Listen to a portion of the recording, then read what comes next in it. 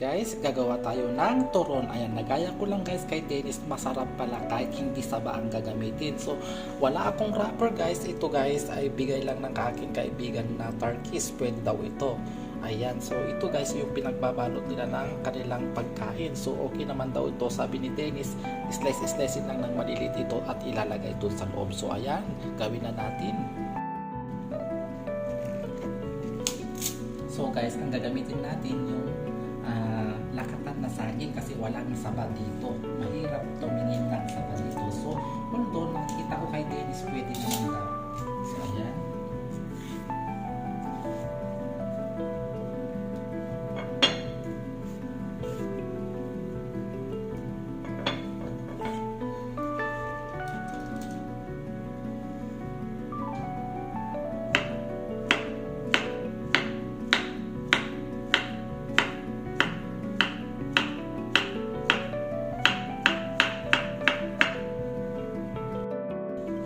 So ayan, maglalagay lang tayo guys, ano tayo ng konting sugar sa banana. Lakatan to guys. And i-mix lang natin guys yung sugar. Yan, pagka-mix guys, magbabalot na tayo. Ito.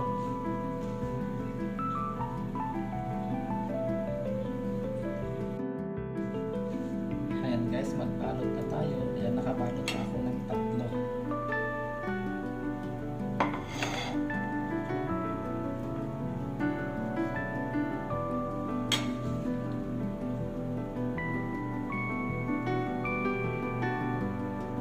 Ayan, tinansa lang guys. Sabi ni Dennis, tinawagan ko, pa-triangle lang. Ayan. Ganyan. Then, ganyan. Ayan, ilalak po dito. Ayan. Para hindi magbuka. Ayan. Ganyan siya lang. Triangle.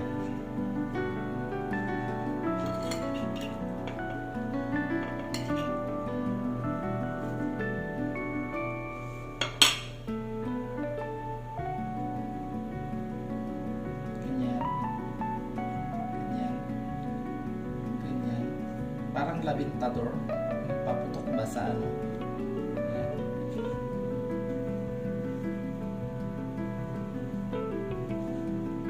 Or maglalagay ka ng water para maglalak. Ayan.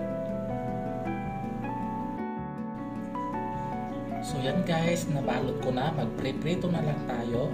Ayan, yan na yung ating nabalot na saging. Masarap ito na merienda guys. So ayan guys, nagpainit na ako ng sunflower oil. Ayan, ito na yung ating binalot nating saging. Ayan. So wala akong wrapper. So yan ang binigay sa akin ng aking mga kaibigan na Turkiye.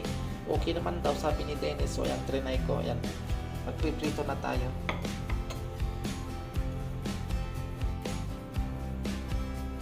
So yan guys, pwede na tayong maglalagay guys, mainit na yung oil.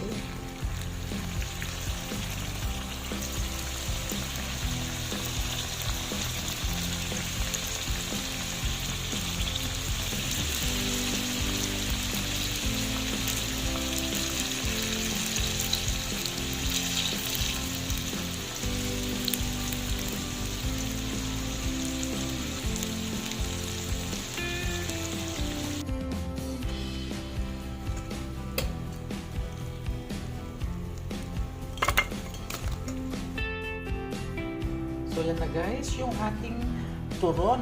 Ayan, nagtataka kayo siguro kasi iba yung ginamit kong wrapper. Wrapper ito guys ng mga Turkish. Pinainingi ko sa kanila kasi wala akong mahanap na wrapper. So itong ginamit ko, okay pala. Ayan, i-try nyo guys, napakasarap. Lakatan yung ginamit ko. Ayan, thank you for watching.